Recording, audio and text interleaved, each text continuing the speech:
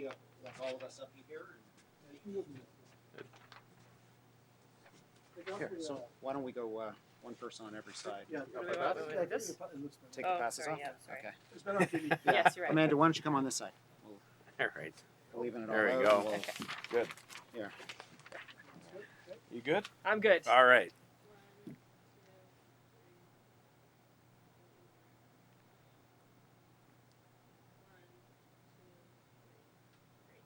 Thank you. All right, so we can actually. We're good? Okay, you good? Great. Good. Thank you. And we're going to start. Okay. Okay. So those of you speaking, I'll ask you to stay on the podium. Yeah. Yeah. Raise your hand. And you can start your name. Good afternoon. My name is Michael Mostyn, and I am the Chief Executive Officer of Brith, Canada. I would like to take a moment to thank our esteemed members of Parliament that are here with us today, Tony Clement and Marco Mendicino, who have joined us today to discuss the serious issue of anti-Semitism and racism in our society. Your presence signifies the political leadership of this country stands firmly against those who would seek to undermine the values of pluralistic and multicultural society. So first I'd like to call up to speak Marco Mendicino. Thank you. Thanks very much, Michael. And I also want to thank my honorable colleague, Mr. Clement, for joining us today, and Amanda and the rest of the B'nai Brith team for publishing what I understand is the 34th annual audit on anti-Semitism. I want to start off by commending B'nai Brith for their role in combating hatred and anti-Semitism through education. And not only that, but also by advocating for better sensitivities around what is an intractable and difficult subject, which we continue to struggle with here in Canada as well as abroad. I have read the report. I am impressed by the fact that Canadians, not just from within the Jewish community, but from all walks of life, reach out to the B'nai Brith hotline and use that as a means of raising concerns and awareness about ongoing anti-Semitism in the community. And as I've already alluded to, I think it's important to call anti-Semitism out for what it is, which is hatred and intolerance against the Jewish community. Anti-Semitism takes many different forms. It can be physical, it can be verbal, and it can be psychological. It can take place in our schools, it can take place in our workplaces, it can take place at our places of worship, it can take place anywhere in the public domain. 2015, we saw 1,277 incidents of anti-Semitism. What I found troubling about the report, just to hit a few highlights, is that there are in fact only 10% of all incidents which are actually reported. And as a former federal prosecutor who has worked within the law enforcement community, this is a troubling statistic. I don't think that we can take too much from a restoration to previous levels before 2014. I think we have to get beneath the surface and look at some of the causes of why we see the ongoing anti-Semitism in our communities. I'm also troubled by the fact that there are a disproportionately high number of incidents which are being reported in Ontario, which is my home province, I believe Mr. Clement's home province as well. So clearly we still have our work cut out for us. And I want to tell you that in the government, you do have a partner. I will be giving a member statement later on this afternoon at 2 p.m. in the House. I invite you to come, and as well as the public to listen to that statement very closely. And last but not least, certainly, I would be remiss if I did not point out the loss of Constable David Woodward from Edmonton. His sacrifice in the line of duty in responding to an incident of anti-Semitism underscores that there are members who are prepared to put their lives on the line to fight this kind of intolerance.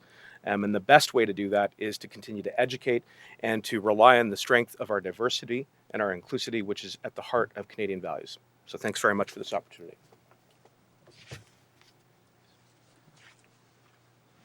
Hello, I'm Tony Clement, Member of Parliament for Parry Sound Muskoka and Foreign Affairs critic for the official opposition. Want to thank our hosts for inviting me here to speak about B'nai Brith Canada's audit on anti-Semitic incidents. Je vous remercie de m'avoir invité pour parler de ce sujet très important. It certainly is of great concern to me, and certainly on behalf of the Conservative Caucus as well, that the audit has found that the number of anti Semitic incidents remains in line with the trend over the last 5 years. Anti Semitism is the world's oldest form of hatred, and it remains appalling that in living memory of the Holocaust, we are still experiencing such a high number of anti Semitic incidents. When I had a chance to leaf through the audit, three things caught my eyes especially concerning. First, 30% of the reported violent incidents went against children. Second, there's a concerning new trend of online coordination between far-right activists, and this is of great concern. In the past, these types of activists were isolated, they were independent, they were disorganized. The current state of coordination amongst these far-right groups is something that should be alarming to all Canadians. And in the third place, the highest, as was mentioned by Mr. Mendicino, the highest number of incidents last year took place in our home province of Ontario. Of course, any incidents anywhere are of grave concern, but when they are happening close to where I live, where my family lives, where my constituents live and work and play, the reality of the situation does hit close to home. So it's my hope that we can take the results of this audit and reflect on what it means. It remains my priority to continue to work towards building a more open, pluralistic, and accepting society for all. Ma priorité demeure de continuer à travailler à bâtir une société plus ouverte, pluraliste, et accueillante pour tous. Thank you. Merci. Once again, MP Clement, MP Mendicino, thank you again so much. And thank you so much for your efforts and your dedication in fighting against this scourge of anti-Semitism and racism. This year's audit, as was mentioned, is dedicated in the memory of Constable Daniel Woodward. He responded to an online bullying campaign of sustained anti-Semitic harassment. The perpetrator was the subject of a lengthy hate crimes investigation. Prior to that fateful day, when Constable Woodall lost his life, the perpetrator's actions had been harassing, but non-violent in nature. B'nai Brith has long asserted that hateful words inevitably lead to hateful actions. Constable Woodall's sacrifice is a tragic reminder of the danger of hate and racism left unchecked in our society. B'nai Brith has advocated for Canadian Jewry and championed the cause of human rights since 1875. We are recognized as a vital voice in the Jewish community and the human rights communities, having been instrumental in a number of landmark legal cases all the way to the Supreme Court of Canada. Our mission has always been to advocate on behalf of Canadian Jewry, as well as to bring people of all ages and backgrounds together by promoting human rights throughout the world. This is why B'nai Brith embarked upon the important task of tracking violence, harassment, and vandalism directed against the Jewish community in Canada. For more than 30 years, B'nai Brith and its League for Human Rights has been tracking anti-Semitism in Canada through our annual audit of anti-Semitic incidents. But it has not always been easy. Many of those who suffer feel that making a report will only lead to their re-victimization, or that the entire endeavor is fruitless, since sometimes they feel that nothing can be done. Each and every call is important, if not for yourself, for the many other Canadians who may be suffering in similar circumstances. Your experience may make the difference for someone else, and this is why it is very important that anyone who has been the victim of anti-Semitism or an anti-Semitic incident should call our 24-hour anti-hate hotline at 1-800-892-2624. From the audit's inception, our reporting categories have remained constant, allowing us to compare data year over year. It is this insight which uniquely positions us to speak about the trends and patterns of anti-Semitism, as well as the overall level of racism in Canada over time. Canada is one of, if not the best places to live in the world, but there is still work to be done to combat the forces of anti-Semitism, racism, and bigotry that still linger in our society. B'nai Brith has received between 1,000 and 1,200 verified anti-Semitic incidents annually for the past 10 years. With a general increase in the numbers of incidents of harassment towards Jewish people in Canada, as reported to B'nai Brith through our 24-hour hotline. To speak to the details of this year's audit, I would like to call upon Amanda Homan, the National Director of the League for Human Rights.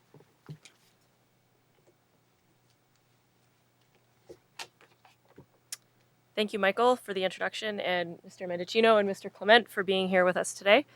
As Michael said, my name is Amanda, and I'm the National Director of B'nai Brith Canada's League for Human Rights. One of the chief missions of the League is to track and combat anti-Semitism in Canada, and as Michael mentioned, we operate the country's only 24-hour anti-hate hotline. The annual audit is compiled from data gathered via the hotline, and so we rely exclusively on reports from Canadians of all walks of life to produce an accurate picture of the landscape of anti-Semitism in Canada. Anti-Semitism in Canada has remained relatively constant over the past 5 years, with a between-year variance of less than 5%. The exception to this trend, of course, was 2014, which was the worst year recorded since the inception of the audit due to ongoing active conflict in Israel. Our data suggests a correlation between anti-Israel and anti-Jewish sentiment, as individual Jews are being targeted regardless of their particular affiliations vis-à-vis Israel or Zionism. Unfortunately, the numbers for 2015 were similar to what have been reported for nearly a decade, with 1,277 incidents meeting the criteria for inclusion in our audit. Anti-Semitism is therefore a problem which is not going away.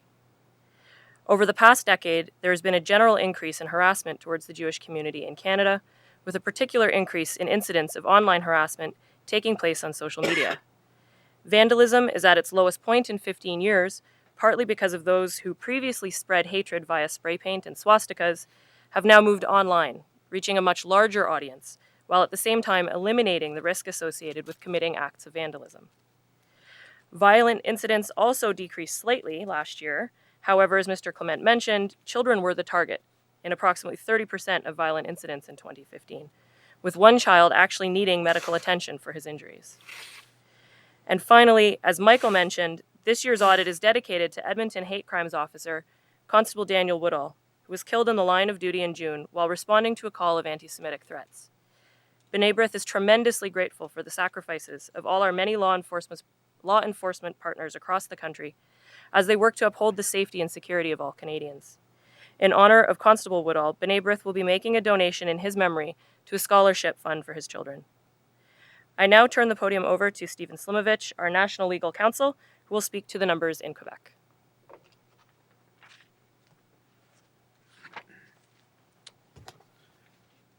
Merci, Amanda. Merci aux deux députés de nous avoir accordé la tribune aujourd'hui. Vous avez entendu que les chiffres partout au Canada sont à peu près les mêmes qu'ils étaient depuis à peu près 5 ans, sauf l'année précédente. Les chiffres au Québec sont à peu près augmentés d'environ 6%. Mais moi, j'aimerais concentrer mes commentaires au niveau du mouvement du boycott et sanctions. On fait face au Canada et ainsi qu'au Québec à une nouvelle image de l'antisémitisme. Cette image s'appelle le mouvement de boycott et sanctions. Il est devenu, je vous dirais, à peu près inacceptable de peinturer un croix gammée, par exemple, sur un mur ou de faire du vandalisme, nonobstant qu'on en a assez. Mais actuellement, ça s'est devenu acceptable d'essayer de boycotter ou d'émettre des sanctions contre le pays israélien.